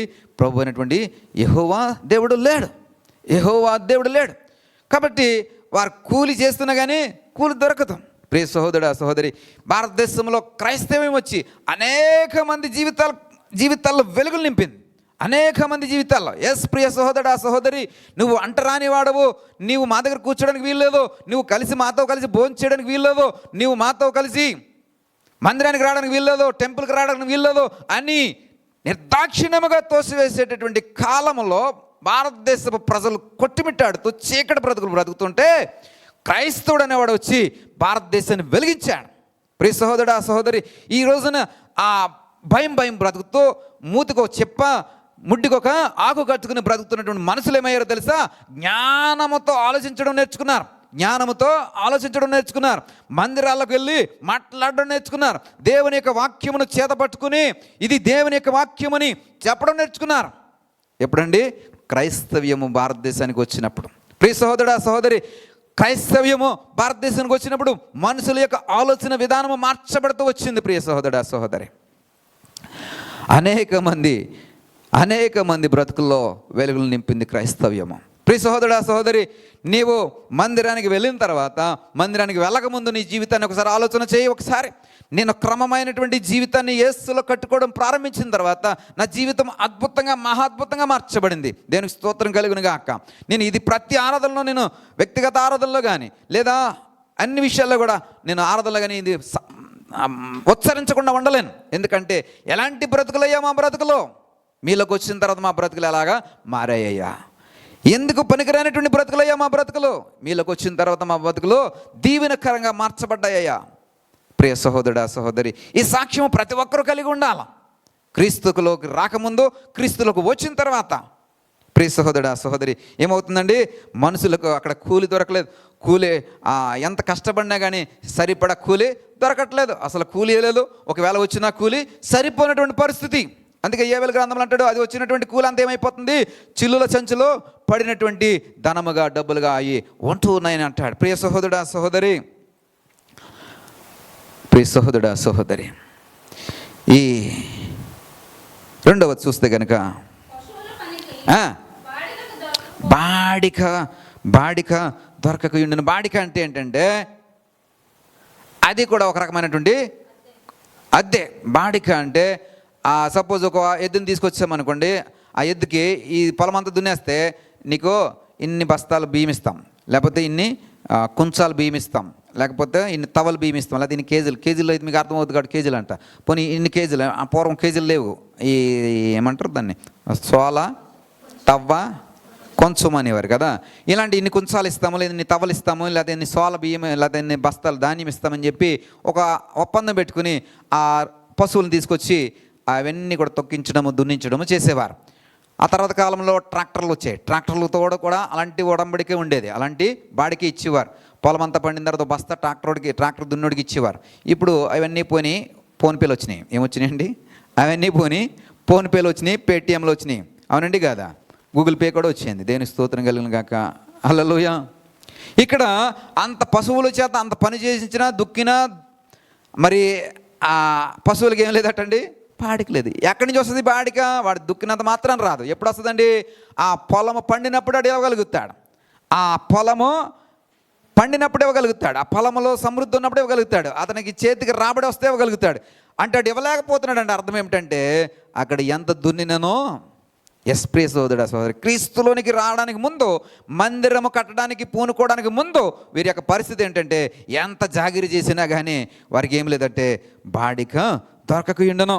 తన పని మీద పోవానికి శత్రు భయము చేత ఏముండేదటండి, నెమ్మది లేకుండా పోయిందని. మూడోది ఏంటండి ఈ పరిస్థితి, అంటే మందిరము కట్టడానికి, అంటే వారి యొక్క అపవిత్రతను అంతటిని విడిచిపెట్టి రావడానికి ముందు వారి యొక్క పరిస్థితి ఎలా ఉండేదంటే, ఎక్కడికైనా పోతూ ఉంటారు, ఊరు పోతూ ఉన్నప్పుడు వీరి భయం ఏంటంటే శత్రు భయం. ఆడొచ్చేసి నన్ను హెత్తడేమో, ఈడొచ్చి నన్ను కొట్టేత్తడేమో, ఆడొచ్చి నన్ను లాగెత్తడేమో, ఆడొచ్చిన కాలు ఇరిచేత్తడేమో. నెమ్మది లేదు. అలాంటి పరిస్థితి మనకు ఉందనుకో, నెమ్మది ఉంటుందండి? ఏం లేదు, నెమ్మది లోనలేదు. ప్రియ సహోదరుడా సహోదరి, క్రీస్తులోనికి రాకముందు లేదా యెహోవా మందిరాన్ని కట్టడానికి ముందు వీరి పరిస్థితి ఎగ్జాక్ట్లీ ఇలాగే ఉంది. ఎందుకంటే వీరిలో నెమ్మది లేదు, సమాధానం లేదు. కాబట్టి శత్రు భయం వీరిని వెంటాడుతూనే ఉండేది. ఎప్పుడు వచ్చి ఏ శత్రువు ఏం చేసేస్తాడని. ప్రియ సహోదరి, మరో మాట రాయబడింది, ఒకరి మీద ఒకరు రేపబడినటువంటి పరిస్థితి. ఎప్పుడు? ప్రియ సహోదరుడా సహోదరి, ఆ ఇంట్లో పంట లేదండి, ఆ ఊరిలో పంట లేదండి, ఆ ఊరిలో ఎవరింట్లో కూడా డబ్బులు లేవండి, ఆ ఊరిలో ఎవరి దగ్గర ధనం లేదండి, ఎవరింట్లో కూడా ధనం లేదండి, తినడానికి తిండి లేదండి, ధాన్యం లేదండి. అప్పుడు ఏమవుతుందో తెలుసా? ఒకడి మీద ఒకడు పడి కొట్టుకుంటాను. అవునండి కదా? ఎగ్జాక్ట్లీ. ప్రియ సోదరుడు, ఏమవుతుందండి? ఒకడి మీద ఒకడు పడి కొట్టుకుంటాడు. ఆ పరిస్థితి ఎప్పుడండి? క్రీస్తులోనికి రాకముందు అలాగ ఉండేది. ప్రియ సహోదరుడా, సహోదరి, దేవునిలోకి వచ్చిన తర్వాత వీరి పరిస్థితి అంతా కూడా మార్చబడింది. మన బ్రతుకుల్ని ఒకసారి ఇలా బేరీజ్ చేసుకుంటే కనుక ఎగ్జాక్ట్గా అది లేకపోయినా, అంటే ఒకరి మీద ఒకరు పడి పరిస్థితి లేకపోయినప్పటికీ కూడా మనకున్నటువంటి ఆకలి పరిస్థితిని బట్టి, మనకు లేనటువంటి ఆ సమృద్ధికరమైన స్థితిని బట్టి మనము ఒక ఫీజు కట్టాలంటే కట్టలేనటువంటి పరిస్థితి, ఒక అప్లికేషన్ పెట్టాలంటే అప్లికేషన్ పెట్టలేనటువంటి పరిస్థితి. ప్రియ సహోదరుడు, సహోదరి, ఈ పట్టణం నుంచి ఆ పట్టణానికి ఎగ్జామ్ రాయడానికి వెళ్ళాలంటే బస్సు ఎక్కి వెళ్ళలేనటువంటి పరిస్థితి, అలాగని అంత దూరం సైకిల్ తొక్కుని వెళ్ళేటువంటి పరిస్థితి లేదు. ఇలాంటి పరిస్థితుల మధ్యలో బ్రతికినటువంటి బ్రతుకులు ఇప్పుడు ఏమయ్యాయండి? మార్చబడ్డాయి. ప్రియ సహోదరుడా, సహోదరి, నా కొడుకుతో నేను ఏమంటున్నానో తెలుసా? డాడీ, నువ్వు మెడిసిన్ సీట్ సంపాదించు, నీకు ఎలా పంపిస్తానో తెలుసా? నేను రేంజ్ రోవర్ కొని ఆ కాలేజీకి నువ్వు రేంజ్ రోవర్లో వెళ్తుంటుంటే నీ ఫాలోయింగ్ వేరేగా ఉంటుందని చెప్తున్నాను. దేని స్తోత్రం కలుగును గాక. ఇది దీవెనకరమైన మాట కోసం చెప్తున్నాను, గొప్ప కోసం కాదు. ఎందుకని ఆ పరిస్థితి, ఒకప్పుడు సైకిల్ తొక్కడానికి అవకాశం లేదు, సైకిల్కి ప్యాచ్ పడితే కిలోమీటర్ల లెక్క నడిపించుకుని వెళ్ళేవాళ్ళము. ఎందుకని? ప్యాచ్ వేయించుకోవడానికి కూడా డబ్బులు లేనటువంటి పరిస్థితి. ఒకప్పుడు ప్రియ సహోదరుడా, సహోదరి, కిలోమీటర్ లెక్క సైకిల్ తొక్కుంటూ వెళ్ళేవాళ్ళము. ఎందుకని? ఒక ఎగ్జామ్ రాయాలన్నా, ఒక ఎంట్రన్స్ ఎగ్జామ్ రాయాలన్నా, ఒక కాంపిటేటివ్ ఎగ్జామ్ రాయాలన్నా కిలోమీటర్ల దూరము. ఎందుకని? బస్సులో వెళ్ళడానికి సరిపడినటువంటి ధనము మా దగ్గర లేకపోవడం వల్ల అలాంటి దౌర్భాగ్యమైనటువంటి పరిస్థితుల మధ్యలో బ్రతికినటువంటి అనుభవాలు. ఇప్పుడు నా కొడుకుతో నేను చెప్పగలుగుతున్నాను ఏమిటంటే, డాడీ, నీకు మంచి బైక్ కావాలంటే మంచి స్పోర్ట్స్ బైక్, అసలు వైజాగ్లో ఇంకెవరి దగ్గర లేనటువంటి బైక్ నేను ఇవ్వగలుగుతాను రా నీకు అంటున్నాను. ఎప్పుడో నువ్వు ఆ సీట్ సంపాదించి నాకు ఇచ్చారా. ఈ మధ్యన తెగొచ్చేస్తున్నాడు మార్కులు. దేని స్తోత్రం కలిగిన కాళ్ళల్లో వాళ్ళ మేడం ఫోన్ చేసి భలే ఇంప్రూవ్ అయిపోతున్నాడండి అని చెప్పి, ఆడు అలా పెంచుతుంటే మా ఆశలు సిగరించేస్తున్నాను. దేని స్తోత్రం కలిగిన గాక. అల్లలోయ. అప్పుడే మేము ఏం చూస్తున్నామంటే డాక్టర్ అయిపోయినట్టు చూస్తున్నాం. దేని స్తోత్రం కలిగిన గాక. అల్లలోయ. ప్రియ సహోదరుడా, సహోదరి, దేవుడు నెరవేరుస్తాడు. ఎందుకంటే మన కలలను నెరవేర్చే దేవుడు ఆశ్చర్యకరమైనటువంటి సంగతులను నీ కొరకు నేను చేస్తానంటున్నాడు. ఎందుకని? మనం ఆయనలో ఉన్నాము కాబట్టి, మనం ఆయనలో కట్టబడుతున్నాం కాబట్టి, మనం ఆయన పని చేస్తున్నాం కాబట్టి, ఆయన పేరు పెట్టుకుని బ్రతుకుతున్నాం కాబట్టి, ఆయన మనల్ని వీరు నా జనమని పిలుచుకుంటున్నారు కాబట్టి దేవుడు ఆశ్చర్యకరమైన సంగతులు చేస్తాడు. దేవుని స్తోత్రం కలుగును గాక. ఆగస్టు 1వ తారీఖున ఉపవాస ప్రార్థనలు ఈ మాట చెప్తున్నాను, ఇది గుర్తుపెట్టుకోండి. హల్లెలూయా. ప్రియ సహోదరుడా, సహోదరి, చూస్తే ఒక మాట రాయబడి ఉంటుంది 11వ వచనం. నేను ఈ జనమునకు విరోధిని రాయబడి ఉంటుంది. అయితే ఈ జనులలో శేషించిన వారికి విరోధినైనట్టు ఇంతకుముందు శేషించబడినటువంటి ఈ మూడవ భాగానికి కూడా ఎందుకని విరోధిగా ఉన్నాడంటే, ఆయన ఆ జనముతో కలిసి ఉన్నారు. నరకబడిన లేదా హతము చేయబడినటువంటి ఆ 2 భాగాలతో కూడా కలిసి వీరు జీవించారు కాబట్టి వీరు సెపరేట్ చేయబడలేదు. కాబట్టి వారి మీద ఉన్న శాపము వీరి మీద కూడా ఉంది, వారి మీద ఉన్నటువంటి ఉగ్రత వీరి మీద కూడా ఉంది. వారికి విరోధిగా ఉన్నాడు కాబట్టి వారి మధ్యలో మనం బ్రతుకుతున్నప్పుడు వీరి మీదకి కూడా అదే విరోధత్వము దేవుడు కలిగి ఉన్నాడు. ఇప్పుడు మీరేమయ్యారు? శేషించబడిన వారు, ప్రత్యేకించబడిన వారు, ఏర్పరచబడిన వారు, ఆ జాబితా నుంచి కొట్టివేయబడి క్రీస్తు జాబితాలో లిఖించబడిన వారు, ఈ జీవ గ్రంథంలో రాయబడిన వారు. ఇప్పుడు మీకు నేను ఎలా ఉంటానండి? విరోధిగా ఉండను. ఎలా ఉంటాను? స్నేహితుడి మాదిరిగా ఉంటాను. దేని స్తోత్రం కలుగును గాక. ప్రియ సహోదరుడా, స్నేహితుడి మాదిరి ఉంటాను. ఒకప్పుడు బ్రతుకులు అలాంటివి. ఇప్పుడు బ్రతుకులన్నీ కూడా ఎలా మారిపోతున్నాయటండి? ఆశ్చర్యకరంగా మారిపోతున్నాయట. ఇక ముందుకు వెళ్తే కనుక 8వ అధ్యాయం 13వ వచనం కలిగి చూస్తే కనుక, ఈ పరిస్థితుల నుండి దేవుడు ఏం చేశాడటండి? నిన్ను సమాధానకరమైనటువంటి ద్రాక్షవల్లిగా, అలాగే భూమి పండేటువంటి స్థితిలోనికి, అలాగే ఆకాశము నుండి ఋతువులు ఇచ్చే క్రమంలోనికి, అలా ఇంతకుముందు ఎలా ఉన్నారు అన్ని జనులలో ఎలాగైతే శాపాస్పదం అయితే ఉందో అలాగే మీకేమిస్తానంటే ఆశీర్వాదాస్పదం ఇస్తానంటున్నాడు. అంటే దీవెనకరమైన ప్రియ సహోదరుడా, సహోదరి, శాపాస్పదమైన స్థితి తీసివేసి ఏమంటున్నాడండి? అంటున్నాడు, భయపడక ధైర్యంగా ఉండండి. 15వ వచనం అంటాడు, మేలు చేయ ఉద్దేశించి ఉన్నాను కనుక భయపడకండి. చేయవలసిన కార్యములో చూస్తే కనుక 16వ వచనంలో మీరు చేయవలసినటువంటి కార్యములు ఏమనగా ఇది అన్ని పిల్లలు గమనించండి. ఇక మీరు ఎంత మాత్రము కూడా ఈ కన్క్లూజన్కి వచ్చేస్తుందని, ఇంతకు ఎంత మాత్రము కూడా మీరు శేషింపబడినటువంటి శపించబడినటువంటి ఆ 2 భాగాల్లో మీరు లేరు. మీరు ఎక్కడున్నారండి? ఇప్పుడు శేషింపబడిన, ప్రభు కొరకే ఏర్పరచబడిన, ఆయన జనాంగంగా పిలువబడుతున్నటువంటి 3వ భాగంలో, శేషించబడినటువంటి భాగంలో ఉన్నారండి లేదా? ఉన్నారు అనేదానికి సాదృశ్యత ఏమిటి? అనేదానికి చిహ్నం ఏంటి అంటే, నేను చెప్పాను కదా, మీరు దీవించబడ్డారు. ఎలాంటి దీవెనలో చెప్పాను. ఈ దీవెనలో ఏదో ఒకటి నాకు లేదని చెప్పండి ఎవరన్నా. ఉన్నాయి లేదా? అన్నీ ఉన్నాయి. అంటే మీరు ఎవరండి? శేషించబడినటువంటి క్రీస్తు నామము చేత ముద్రించబడినటువంటి జనాంగంలో మీరు ఉన్నారు. కాబట్టి ఇప్పుడు మీరు చేయవలసినటువంటి కార్యాలు ఏంటో చెప్తున్నాడు. ఏంటో తెలుసా? ఒకటి, ప్రతివాడు సత్యమునే మాట్లాడవలను, సత్యమును బట్టి సమాధానకరమైన న్యాయమును బట్టి మీ గుమ్మములలో తీర్పు తీర్చవలను. 3వది, తన పొరుగువాని మీద ఎవడనో దుర్యాలోచన యోచింపకూడదు, అబద్ధ ప్రమాణము చేయకూడదు. ఈ 4 ఇప్పుడు మీరు ఏం చేయాలి? మీరు దీవించబడ్డారా లేదా? దేని స్తోత్రం కలిగిన కాక దీవించబడ్డారు కాబట్టి మొదట ఏం చేయాలంటండి? సత్యమునే మాట్లాడండి. ఏదైనా సత్యమే మాట్లాడండి. అబద్ధం అనేది నీ నోట రావడానికి వీలు లేదు. 2వది, సమాధానమునే వెతకండి. నీ గుమ్మములో ఎప్పుడు కూడా అలాంటిది ఉండాలండి. సమాధానకరమైనటువంటి తీర్పు ఉండాలి.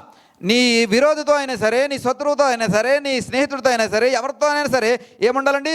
సమాధానకరమైనటువంటి తీర్పుని నీ నోట, నీ గుమ్మములలో కనబడాలి.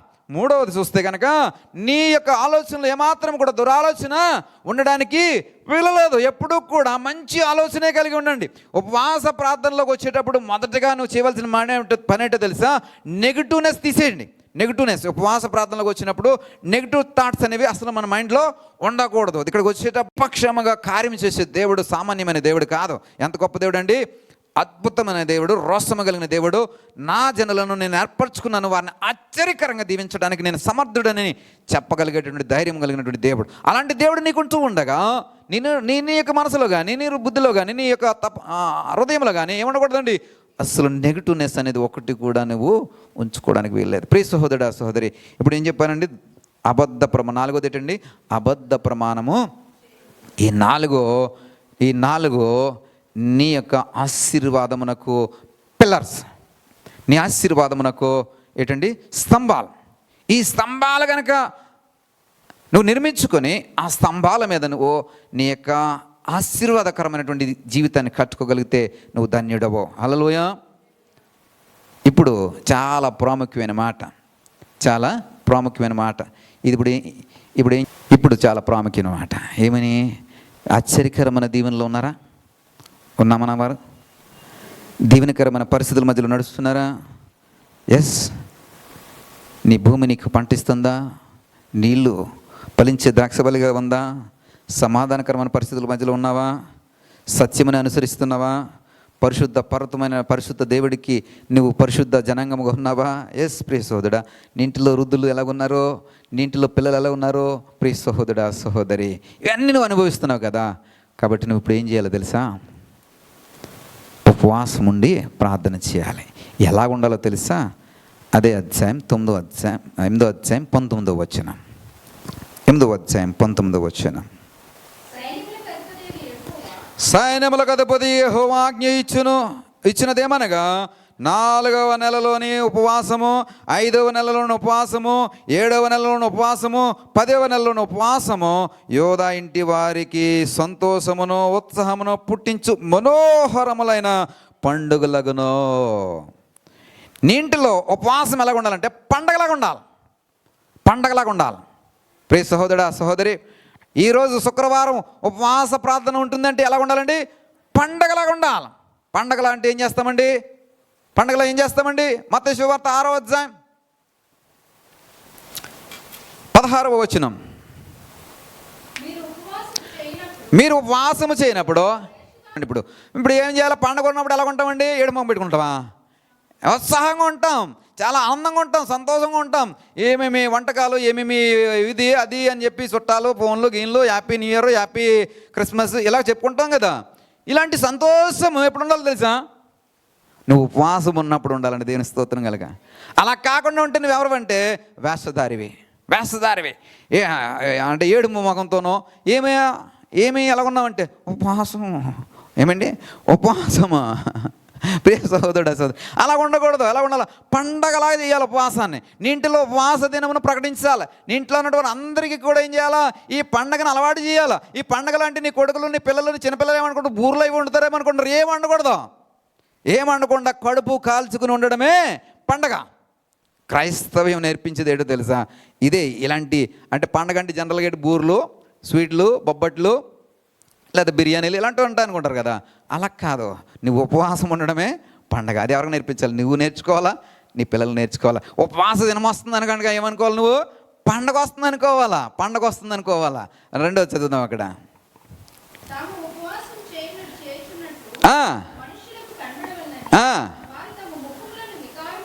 ముఖములను వికారము చేసుకుందరు. ఇలాగ ఉండకూడదమ్మా. పండగలు అలా ఉంటామండి. పొరపాటున ఎవరన్నా మనం తిట్టారనుకోండి, ఏమంటుంది? పండగ పూట కూడా ఎందుకు తిడుతున్నావు? పండగ పూట కూడా కొంచెం ఇలాంటి మాటలు ఎందుకు మాట్లాడుతాం అంటాం. అంటే పండగ పూట ఏం మాట్లాడకూడదు? తిట్లు తిట్టకూడదు, కోపపడకూడదు. పండగ పూట కూడా కోపమేనా నీకు అంటామా లేదా? అంటే పండగ పూట కోపం ఉండకూడదు. అంటే ఏముంటుంది? సమాధానము, శాంతి, నెమ్మది, ఎప్పుడు సంతోషమే, ఉత్సాహమే. కాబట్టి నువ్వు ఆ ఉపవాసం ఉన్నప్పుడు నువ్వు పండగ రోజున ఎలాగ ఉంటావో అలాగే ఉండాలి. తర్వాత నీ నోట ఏమి చెడు మాట రాకూడదు. చదవండి.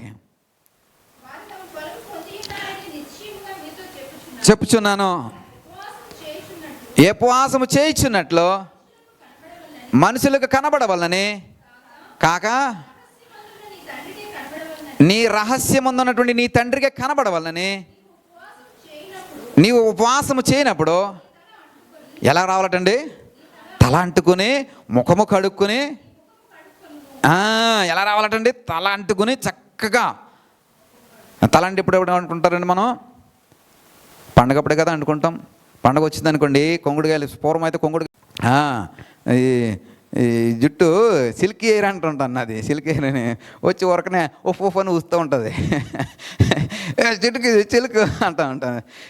ఫ్యాన్ ఆఫ్ చేసేసి మళ్ళీ దూతూ ఉంటాను అనమాట. ఎందుకని? Silk hair ఎగిరిపోద్దని.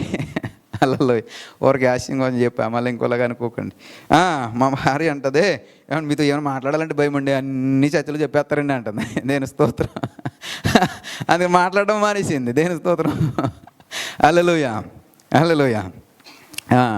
ఇక్కడ ఇప్పుడు ఏం చేయాలంటే పండగలుగా ఆచరించాలి. ఈ పండగలు ఏం చేయాలటండి? ఊరకనే వేషధారణ వల్లే ముఖం వికారం చేసుకుని రాకూడదు. రెండోది ఏం చేయాలటండి? నువ్వు పండగ రోజు ఏ విధంగా తలంటుకుని శుభ్రము చేసుకుని చక్కగా తలంటుకుని ముఖము కడుక్కుని ఎంత వికాసంతో వస్తావో అంత వికాసంతో రావాలంటే శోభతో రావాలి. పండగ ఆచరించడం అంటే అది. ప్రియ సోదరుడా సోదరి, ఇంకా చదువుదాం. నీకు ప్రతిఫలము, అలా చేస్తే ప్రతిఫలం వస్తుంది. ఎలా చేస్తండి? పండగలు చేస్తే ప్రతిఫలం వస్తుంది. ఏడుపుతో చేస్తే ప్రతిఫలం రాదు. ఏడుపుతో చేస్తే ప్రతిఫలం వస్తుందండి? రాదు. ప్రియ సహోదరుడా సహోదరి, అందుకని అంటున్నాడు మళ్ళీ జకర్యా గ్రంథం 9:19 వచ్చిన వచ్చేస్తే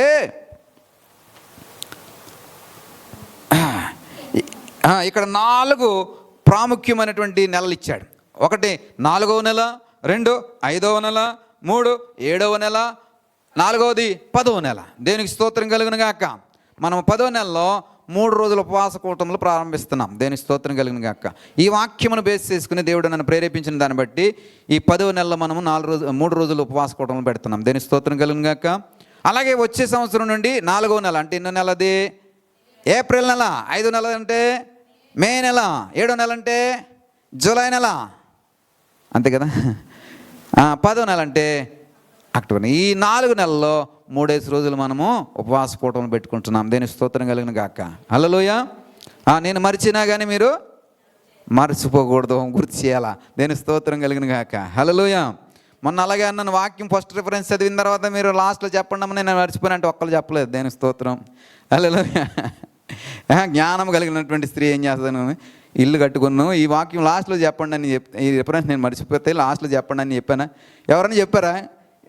ఇప్పుడు ఉపవాసం అంటే అసలు చెప్పరు. చెప్తారా లేదా? చెప్పాలి. దేవుని స్తోత్రం కలిగిన గాక. 4 దినాలు 4 నెలలు ఉపవాస దినములు ప్రకటిస్తే ఆ 4 నెలలు అవి ఏమవుతాయండి, పండగలాగా మార్చబడతాయంట.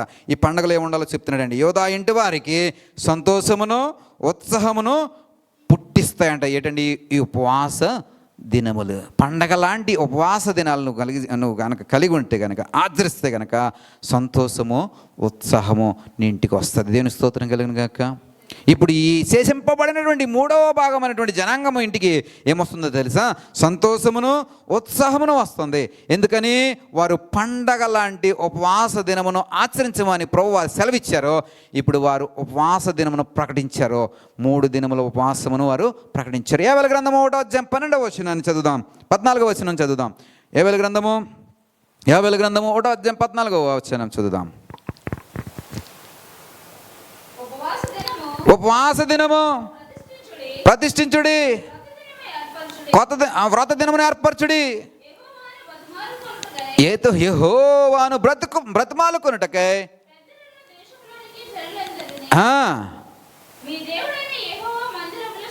మీ దేవుడైనటువంటి యెహోవా మందిరములో సమకూర్చుడి. ప్రియ సహోదరుడా సహోదరి, ఏమంటున్నాడండి ఆయన? ఉపవాస దినములను ప్రతిష్ఠించమంటున్నాడు, వ్రత దినమును ఏర్పరచమంటున్నాడు. ఎందుకని? యెహోవాను బతిమాలడానికి. ఇక్కడికి వచ్చి ఏం చేయాలండి? బ్రతిమాలడం అంటే ప్రార్థన చేయడం. రెండవది చూస్తే కనుక, పెద్దలను దేశంలోని జనులందరినీ మీ దేవుడని యెహోవా మందిరంలో సమకూర్చుడి. అంటే మీ ఇంట్లో ఉన్నటువంటి పెద్దలు, మీ వీధిలో ఉన్నటువంటి పెద్దలు అందరినీ కూడా ఏం చేయాలండి? సమకూర్చాల. ప్రియ సహోదరా, మనం ఒక్కరు వచ్చేద్దామంటే అవుతుందండి? రావు. పిల్లలను కూడా తీసుకురండి. పిల్లలకి స్కూల్ సెలవు అయితే కనుక ఖచ్చితంగా తీసుకురండి. మనం ప్రతిష్ఠించేటటువంటి 3 దినాల ఉపవాస కూటాలకి ఖచ్చితంగా పిల్లలు ఉండడానికి ప్రయత్నం చేయండి. ఈవినింగే పెడదాం. ఈవినింగ్ 7 to 9 3 రోజులు ఉంటాయి కాబట్టి 7 to 9 అనేది అందరికీ కంఫర్ట్ టైమింగే. కాబట్టి ఆ 3 దినాలు ఏం చేయాలా? సగం అయిపోయిన తర్వాత వస్తాను, పాటలు అయిపోయిన తర్వాత వస్తాను, ఆరాధన అయిపోయిన తర్వాత వస్తాను, వాళ్ళు ప్రార్థన చేస్తున్నప్పుడు వస్తాను, అలాగొద్దు. పిల్లరా ఎలా రావాలండి? సమకూర్చుకుని అన్నిటినీ సర్దుబాటు చేసుకుని దేవుని సన్నిధిలో కనబడితే అది నీకు పండగలాగా ఏమిస్తుందండి? ఉత్సాహమును, పండగలాగా సంతోషమును తీసుకొస్తుంది. దేవుని స్తోత్రం కలుగును గాక. ఈరోజు ఉపవాస కూటమునకు వచ్చినటువంటి ప్రియ సహోదరుడా సహోదరి, నీ ఉపవాసం ఎలాగుందో ఒకసారి ఆలోచన వచ్చి. పండగ లాంటి ఉపవాస దినమును నువ్వు ఆచరిస్తూ దేవుని సన్నిధికి వచ్చావా? దేవుడు నిన్ను సంతోషముతోనూ ఆనందంతోనూ దేవుడు నిన్ను నింపబోతున్నాడు. ప్రియ సహోదరుడా సహోదరి, ఉపవాస దినమును ప్రతిష్ఠించడం అది నీ బాధ్యత. నీ ఇంటిలో ఉపవాస దినమును నీ కుటుంబీకులందరూ కూడా పాటించేలాగా చేయడము నీ రెస్పాన్సిబిలిటీ. నీ ఇంట్లో ఉన్నటువంటి బంధువులు, నీ ఇంట్లో ఉన్న పెద్దలు, నీ ఇంట్లో ఉన్న చిన్నలు అందరూ కూడా దాన్ని పాటించేలాగా చేయవలసినటువంటి రెస్పాన్సిబిలిటీ నీ మీద ఉంది. ఎందుకంటే ఇది పండగ. ఉపవాస దినము ఒక పండగ. ప్రియ సహోదరుడా సహోదరి, పండగ వస్తుందంటే కొత్త బట్టలు కుట్టించుకుంటామా లేదండి? పండగ వస్తుందంటే కొత్త బట్టలు కొనుక్కుంటామా లేదండి? ఆ పండగకి అది కొంటాం, ఈ పండగకి ఇది కొంటాం అంటామా లేదండి? ఆ పండగకి ఆ ఫోన్ కొనుక్కుంటాం. ఎందుకని? ఆ పండగకి డిస్కౌంట్ వస్తుంది, ఆఫర్లు వస్తుంది. ఆ పండగ వచ్చేటప్పటికి ఆడు పెడతాడు కాబట్టి అప్పుడు కొనుక్కుంటానండి అంటామా లేదా? ఎందుకని? పండగలన్నీ కూడా స్పెషలే, అన్నీ కూడా ప్రత్యేకమే. ప్రియ సహోదరుడా సహోదరి, నీకు ప్రతి ఉపవాస దినము నీకు పండగే. దేవుని స్తోత్రం కలిగిన గాక. ఎందుకని? సంతోషం. పండగప్పుడు ఏమొస్తుందండి? ఉత్సాహము, సంతోషం వస్తుంది. నీ ఉపవాస దినము అల్లా నీకు ఉత్సాహము, సంతోషమే. పండగగా ఆచరిద్దాము, పండగగా ఉపవాస దినమును ప్రతిష్ఠించుకుందాం, పండగగా మన జీవితాల్లో కొనసాగిద్దాం. దేవుడు నిన్ను ఉత్సాహంతోనూ సంతోషంతోనూ నింపబోతున్నాడు. ఇప్పుడు శేషింపబడినటువంటి ఈ 3వ భాగం జనానికి దేవుడు చెప్పిన మాట ఏమిటంటే, మీరు ప్రతిష్ఠించుకోండి, పండగలాగా ఆచరించండి. ఇప్పుడు నేను మీకు ఏమైపోతున్నానండి? ఉత్సాహమును, సంతోషమును ఇవ్వబోతున్నాను. దేవునికి స్తోత్రం కలుగును గాక. ప్రార్థన చేసుకుందాం. అందరం కూడా ప్రార్థనలో ఏకీభవిద్దాం. చిన్న ప్రార్థన చేసుకున్న తర్వాత మనం అందరం కూడా ప్రార్థనలోకి వెళ్దాం. దయగల తండ్రి, కృపగల దేవ, మాకు ఇచ్చినటువంటి ఉపవాస ప్రార్థన సహవాసములో గంభీరమైనటువంటి నీ వాక్యమును బట్టి మీకు వందనాలు. శేషింపబడినటువంటి జనాంగములో నీ పేరు పెట్టబడినటువంటి జనాంగముగా నీవు దేవుడిగా కలిగినటువంటి ప్రజలుగా మేము పిలువబడుతున్నాం. ఇదిగో ప్రభా, పండుగ లాంటి ఉపవాస దినమును మేము ప్రతిష్ఠించి ఉన్నాం. ఇదిగో ప్రభా, మేమందరము కూడా పండగలాగా దీన్ని ఆచరిస్తూ ఉన్నాం.